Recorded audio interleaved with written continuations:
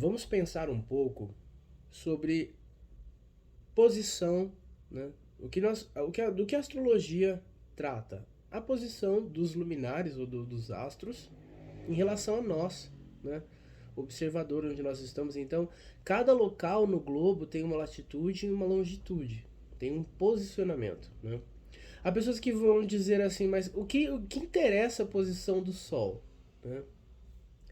Ora, se você tiver um sol do meio-dia exposto a um sol do meio-dia em relação à qual é a posição solar ao meio-dia?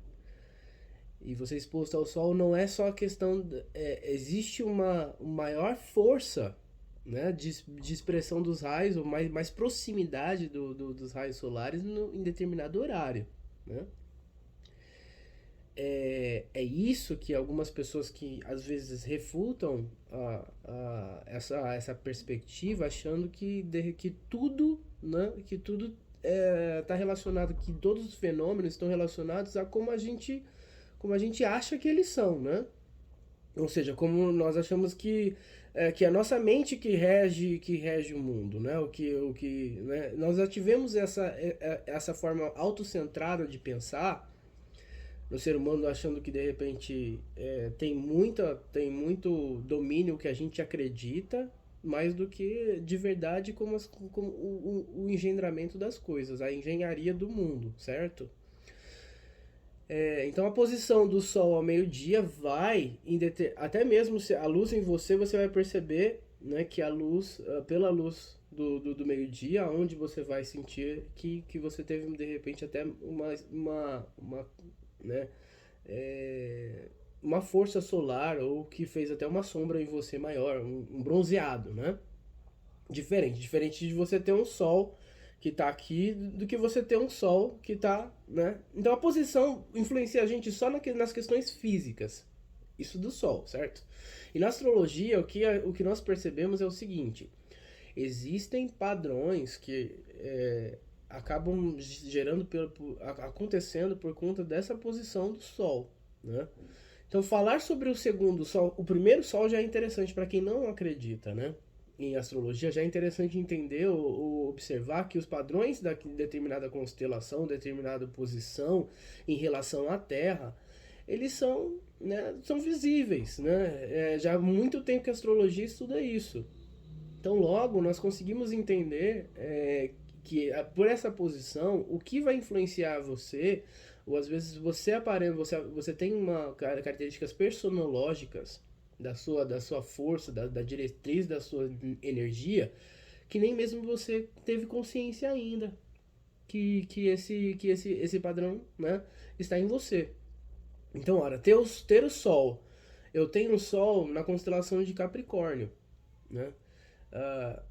As coisas que. A forma como a minha energia se canalizou, se canaliza de acordo com as experiências que eu passei na vida, sofreram muitas características do arquétipo de Capricórnio. E de fato eu reconheci isso mais do que. Na astrologia tropical, por exemplo, eu seria. Dia 25 de janeiro, eu seria um aquariano. E eu me identifico demais com astrologia sideral pelo seguinte, porque eu entendi o que em mim é aquariano e o que em mim é capricórnio. Então, eu tenho Júpiter em aquário pela astrologia sideral e Sol em capricórnio. E eu descobri ao longo do tempo o que era o Sol em mim e a que Júpiter correspondia. Porque a característica do meu pensamento, da minha estratégia, da forma de eu expandir meus conhecimentos, de eu pensar, vem de aquário. Mas o meu ego, a minha energia primordial, o que me impulsiona, a minha criatividade, o que me impulsiona em primeiro lugar, no sentido mais interno, que é algo que é mais interno no sentido de ser o meu próprio ego, a minha própria noção de eu, é Capricórnio. Então, por quê? Porque sempre esteve algo que veio de mim. As características, o arquétipo de Capricórnio é o meu ego, mas a minha inteligência é Aquário. A minha forma como eu lido. E essas questões por exemplo, influenciam porque Júpiter rege Sagitário e rege a casa também de Peixes, né? Então, a forma que eu desenvolvi, por exemplo, o meu pensamento sempre esteve relacionado a questões de religião, mas sempre no sentido de ver as contradições, de entender quais são os tabus relacionados, quais são os dogmas, quais são. Eu sempre pensei de uma forma dialética, que é uma característica muito de Aquário, e sempre tive o foco da minha inteligência voltado para poder entender questões de Sagitário, mas com uma ótica, com um filtro aquariano, certo? Então, qual é a grande diferença para vocês entenderem? Porque eu mostrei, por exemplo, o mapa, a posição solar do mapa da Xuxa Meneghel, que eu achei interessante. Não a posição só solar, mas a posição dos astros, mas também eu falei sobre o gráfico, como os planetas eles se interagem um entre o outro. Então, para entender a diferença, como as pessoas pensam, mas o que é casa astral? O que é a constelação? O que é o signo? Então, a diferença primordial para você entender, mesmo que seja, você não vai ser um astrólogo, então pode ser que não. Mas se você quiser ser um astrólogo aqui, né, no canal, eu vou passar muitas informações que podem te dar uma introdução para você começar a pensar em estudar com mais seriedade astrologia. Falar sobre alguns autores também que me fizeram expandir o meu conhecimento astrológico. Mas agora eu trago de um jeito bem mastigado, bem mais fácil de entender, para você entender astrologia de um jeito simples. Então, a diferença primordial entre casa astrológica e o Sol é essa. As casas, elas são as expressões, ou seja, são o que de fato, aquela posição, por exemplo, como eu falei sobre o meio-dia, quando eu falo ao meio-dia, eu estaria relacionando não a um signo em si, mas uma casa astrológica, porque é uma posição onde o céu registra que a partir dali, né, você vê pelo horário que a gente tem o céu do meio-dia, é indiscutível, né? Então, ao meio-dia, o Sol está em determinada posição. A posição que ele está é uma posição física, ou seja, é um fenômeno físico, não tem nada a ver com subjetividade, não tem nada a ver com o que você acredita ou deixa de acreditar. É um fenômeno, é um fato, certo? Então as casas astrológicas são isso. É o que se materializa no nosso mundo. O signo, o que a gente percebe do signo é subjetivo pelo quê? Porque são padrões, são questões que nós classificamos, que você percebe a influência de determinado signo de um jeito subjetivo. Por que subjetivo? Porque eu tenho que fazer. Depende da inteligência humana para verificar. Né? Não é algo que. Né, somos nós. É o observador que modifica o objeto observado. E o objeto observado não é modificado pelo observador. Então, logo, a casa astrológica, por exemplo, o meio-dia, está relacionado pela posição. Que entra, nós chamamos de Zenit. Que seria a abóbada da parte terrestre onde nós conseguimos enxergar entre o horizonte, certo? Então é como seria a área da coroa, né? Onde você recebe as energias mais fortes. Nós chamamos que chamamos de meio do céu. Né? Como a Terra ela não é redonda, como as pessoas imaginam, total, ela é arredondada, mas o formato dela não é total redondo, ela é achatada. Então é isso que faz com que esse zênite ele tenha, e além da posição da Terra, ele tem uma inclinação, e aonde esse meio do céu, mesmo que você olhe para cima, não é o meio do céu terrestre. Então saber essa posição é como se fosse você entender como vai se expressar o signo que está ali. Né? Agora, o signo, ou seja, depende a Terra está em rotação e a elíptica, né? O zodíaco ele está ali fixo, as estrelas são em lugares fixos, certo? Então é a Terra que vai mudando, são nós que mudamos né, ou que nos movimentamos pelo movimento da Terra. E os signos estão ali fixos, certo? E esse movimento que é o que nos interessa, como se movimenta e qual latitude e longitude você está, certo? Então, aonde você estiver no globo, então essa questão do que aonde é mais luz, aonde é mais sombra, certo? Aonde você tem mais luz, como nesse quarto, onde eu tenho mais sombra, onde eu tenho uma oposição de luz e sombra, aonde eu tenho uma complementariedade, as cores que eu enxergo, a expressividade do que eu observo, está relacionado sempre à casa astrológica. Então a casa, pela posição da Terra, nunca vai mudar, ela é sempre, certo? Como nesse sentido, a astrologia tropical, né, ela pensa no sentido das casas, mas ela não considera essa como se as constelações em si, que são fixas, ou a posição das estrelas, considera uma divisão teórica de 30 graus para cada, como a gente faz a divisão, como eu já expliquei aqui, a divisão de horas, certo? Mas essa leve mudança que pega de fato qual é a posição da Terra é muito importante. E acreditem, é muito interessante entender que essa posição, que esse espaço físico influencia sim o nosso pensamento subjetivo. O nosso padrão de pensamento é influenciado por isso. Porque você, assim, observe quando você, aonde você tiver, isso é algo que é mecânico do corpo.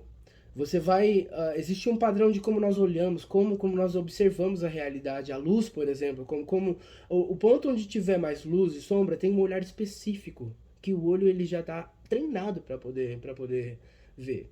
Então você veja, você vai ver aonde sempre tem. Você olha para onde tem mais nitidez, onde tem mais. Fica o seu foco ali. Um foco que é tão inconsciente que você não percebe. E aonde tem menos luz, o seu interesse, o seu foco não é tão expressivo. Ora, então vamos pensar isso no sentido subjetivo, por exemplo, algo sobre trabalho. Se o trabalho, ou você servir às outras pessoas, que é a noção mais básica sobre trabalho, que está relacionada ao meio do céu, como eu estou falando agora, né? Está relacionado essa casa do meio do céu, que é a casa 10, aí não é o signo de Capricórnio, é a casa 10, certo? Ela está em referência ao signo de Capricórnio. Mas para a posição que você nasceu, o horário que você nasceu, o momento que você nasceu, né? Principalmente o horário, que ele que vai definir a posição das casas no seu mapa astral, vai dizer que naquele meio do céu, que naquele ponto específico, em que grau exato de todas as constelações, qual constelação está ali, em que grau exato, quais são as estrelas que estão ali, certo? E qual é a junção do raio de luz e o filtro. Então o filtro é a casa, que vai materializar o raio de luz que vem daquele determinado ponto, certo? Então, no meio do céu, aonde eu tenho, por exemplo, as estrelas de Capricórnio, pelo horário que eu nasci, todas as casas estão recebendo raio de luz das suas casas respectivas, ou seja, eu tenho ascendente entre peixes e Áries. Faz com que em cada casa, de 1 a 10, de 1 a 12 casas, nessa visão ao redor da Terra, esteja a sua constelação de origem. Isso criou padrões ou específicos na questão do mover do meu interesse, da minha motivação primária, que eu comecei por ter acesso ao conhecimento astrológico, comecei a entender que o que me movia e o que me motivava estava relacionado e tinha influência direta com esse filtro, né, com a luz que vinha e esse filtro de luz. Então, ora, se no meio do céu, que é a expressividade da casa 10, aonde tudo, nós chamamos a casa 10, que é a casa do meio do céu, a casa da expressividade de você no mundo. A sua missão de vida, o seu trabalho, como você vai servir a todos os outros. Por isso o 10 está relacionado ao 1, que é o uno nós, como a unidade que você representa em toda a união. Então o zero como os árabes construíram isso, porque tanto o Oriente Médio e a religião, o islamismo, ele está muito relacionado a todos terem uma posição de reverência, todos entrarem na mesma união para alinhar o seu código, o código que eles vivem, para que eles tenham uma unicidade. Ser uno é isso. Então, logo, O que você conecta aqui na Terra é conectado no céu, ou nas coisas que são subjetivas, que vêm do céu para cá. Então, digamos assim, no sentido talvez até bíblico, é uma máxima que eu percebo que é verdadeira.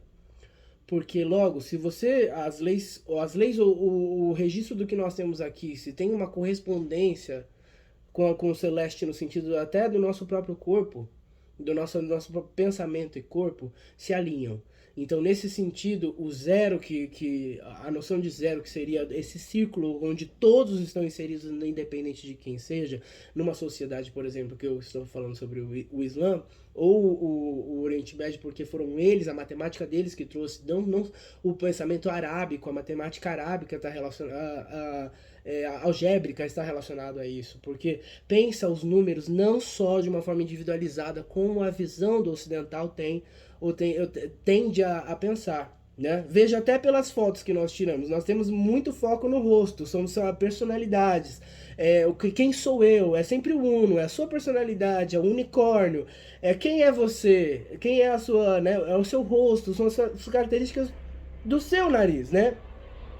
E já os orientais, o pensamento oriental e do Oriente Médio está relacionado à sociedade, o todo, como todos se relacionam. Você olha até a forma deles tirarem foto é diferente, porque eles não se importam com o que é diferente dentro da união. Eles se importam com o que é unido, com o que é o geral. Então as fotos que eles tiram, as gravuras, as coisas são sempre mais relacionadas ao ambiente, não em si ao ser humano, porque eles entendem que a noção de sociedade é que para servir o meio do céu, essa casa 10 está relacionada a isso. A você se despir da sua personalidade para poder estar conectado com todo mundo no mesmo nível de vínculo.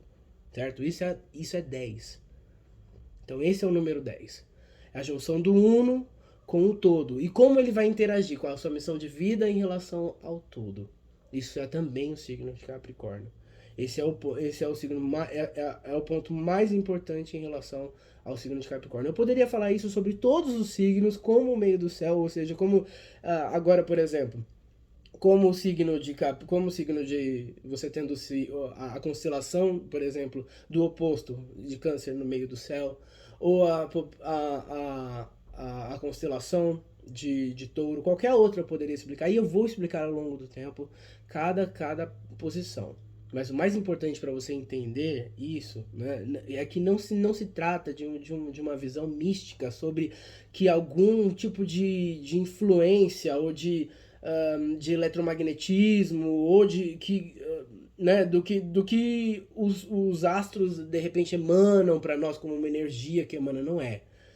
O que se trata é que a posição da matéria ou a posição de tudo que a gente tem, ou da própria luz, ela no espaço-tempo, de acordo com o que ela viaja no espaço-tempo, as coisas e a matéria em si, ela causa, no caso, não de, ela causa distorções e ao mesmo tempo formas, né? Essas distorções nós chamamos de formas no espaço-tempo, e como a gente percebe, isso é total influenciado pela posição, certo?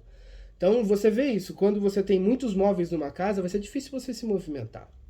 E os móveis que você tem numa casa, por um lado trazem uma funcionalidade para você, mas por outro também te limitam, né? Então, uma crença é diferente de algo que é tangível, que é físico, né? Então, nesse sentido, como parte do pensamento que foi desenvolvido na gênese da filosofia, do pensamento não só ocidental, mas também oriental, parte do princípio onde a observação da natureza ou dos fenômenos em si, eles são desassociados com o que nós acreditamos ou com as inferências que nós fazemos. Então, a astrologia, ela não vai focar nas inferências no sentido de gerar uma hipótese teórica onde você acha que aquilo é assim. É por uma questão de número, ou seja, uma questão de observação ao longo do tempo que determinada posição, ou seja, né, determinada postura, determinado layout do observador e do céu, gerou ao longo do tempo para aqueles indivíduos ou para aquela dinâmica gerou determinados padrões, determinadas tendências. É isso. Então não é um pensamento supersticioso, não é um pensamento místico, de uma influência, é uma questão de, né, como interage luz, né, como a luz interage, como com a posição interage com você. Então logo, voltando a falar sobre mim, ou não sobre mim, mas dando o exemplo que eu estou falando sobre o meio do céu, a casa 10, ou seja, então quando eu tenho um código, por exemplo, nós temos um código só, nós, aqui, né? Por exemplo, no Brasil, nós temos um código, né? Ou melhor, alguns códigos, né, de conduta relacionados a leis e o que a gente entende sobre senso comum, certo? Porque cada um aqui pode ter a crença que quiser. Né? Isso gera uma diversidade, nós temos uma diversidade de crenças, certo? E respeitando isso, nós temos o nosso mundo democrático em relação às crenças que nós temos, que nós podemos ter, certo? Mas independente da crença que você tiver, existe um código base que é pelo senso comum que faz com que algumas atitudes que você pode ter vão divergir sobre o que a gente estabeleceu, certo? Isso é algo subjetivo que está entranhado no nosso jeito de ser pela própria relação que nós temos uns com os outros, né? Isso é a sociedade, está relacionado ao que? Ao signo de Libra, né? Que faz que traz esse número, né? Por isso eu já expliquei aqui a questão do sino, né? Que é muita característica libriana. Mas nesse sino, digamos assim, no topo desse sino, que seria o 10, é quem é você para o todo, né? O que você traz para o todo, né? O que você está querendo influenciar, como você quer influenciar o todo. Faz toda a diferença. Falar sobre o segundo sol vai ser agora o meu interesse depois que vocês entenderem um pouco mais, ou pelo menos pararem para pensar um pouquinho sobre o sol que cada um já tem, né? Tem a tabela da posição astronômica no meus stories, de um outro astrólogo que colocou a tabela de cada dia que você nasceu, para cada um pensar sobre o próprio sol. E aí a gente vai falar sobre o arquétipo de cada signo, né? E pensar no primeiro sol, para depois eu explicar a importância do segundo. Porque o mais importante da gente entender a posição que a gente tomou, a atitude, as escolhas que nós fizemos, que também são importantes, é a gente entender que a partir das escolhas que nós fizemos, a projeção do que é já o que será o seu segundo sol, é uma harmonia, né? Do ponto em que você começou ao ponto que você amadureceu e onde tudo vai recomeçar, né? Então nós chamamos de mapa harmônico número 9, ou seja, porque depois que você passou por todos os números, chegou até o 9, que está relacionado a uma posição que é antes de chegar do 10, ou seja, antes de chegar de quem você vai ser no mundo, né? A sua maturidade, antes de você chegar nesse 10, que é no seu meio do céu, da sua missão de vida, do seu ser já evoluído no sentido de amadurecer, aí esse segundo sol tem expressão, mas ele vai sempre apontar uma pessoa, esse segundo sol, essa harmonia já existe quando uma pessoa nasceu, ou seja, pela posição do primeiro sol. O que vai acontecer é que no tempo cronológico da sua vida, no momento, vai ser um momento que você estando preparado ou não, ele vai precisar vibrar. Porque senão a sua missão de vida fica obscura. E a sua missão de vida ficando obscura, você não consegue entender ou você não consegue tomar as atitudes e você pode não ter uma coisa muito importante que disso eu acho que a astrologia mais pode ajudar você. É ter realização pessoal. Então, essa pirâmide de Maslow que coloca que a maior realização, o topo da nossa, digamos, das nossas inclinações de vida é a nossa realização pessoal. Então, por isso que a astrologia é tão poderosa, porque ela consegue trazer não só a perspectiva que nós temos, utilitária da vida que nós possuímos, mas de fato,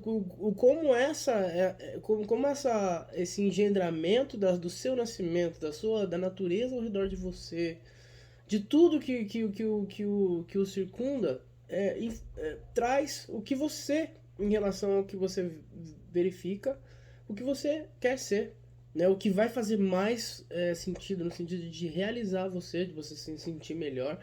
Se você não entender, né, a motivação primária, a raiz da sua vontade, e nisso eu faço jus ao meu nome, ser William, que está relacionado a vontade, né, no sentido no inglês, que é will. Então, essa é a minha missão de vida, né? Poder ensinar qual é a vontade, o entusiasmo divino em você e como ele se inclina e para onde ele se inclinou, né? E talvez a cegueira que você tem sobre esse fio condutor, sobre essa energia, sobre esse entusiasmo, essa energia divina, que é a vontade divina em você e para onde ela inclinou você, e talvez você se alinhar melhor com essa vontade divina para que você tenha mais realização. Para isso você tem que ter coragem para poder se observar. Você tem que ter verdade para poder aceitar as escolhas que você teve e quais inclinações você sentiu, porque elas podem divergir. E não espere ter o arrependimento do tempo pesar sobre sua cabeça para perceber que talvez esse entusiasmo, essa chama divina que deu a vida para você viver aqui na Terra, esteve desalinhado o tempo todo com o que você quis mostrar para as pessoas que era. Então, esse encontro da energia base, do entusiasmo, ou seja, no Deus em você, no divino em você, e o que você representa desse divino que sempre inclinou você para determinadas coisas na vida, né?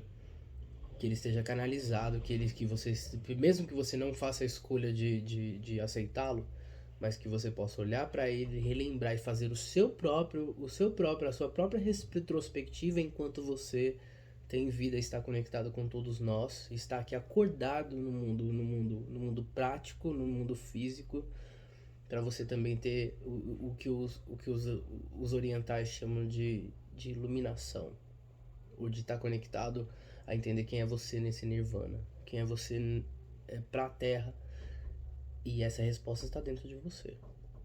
Então,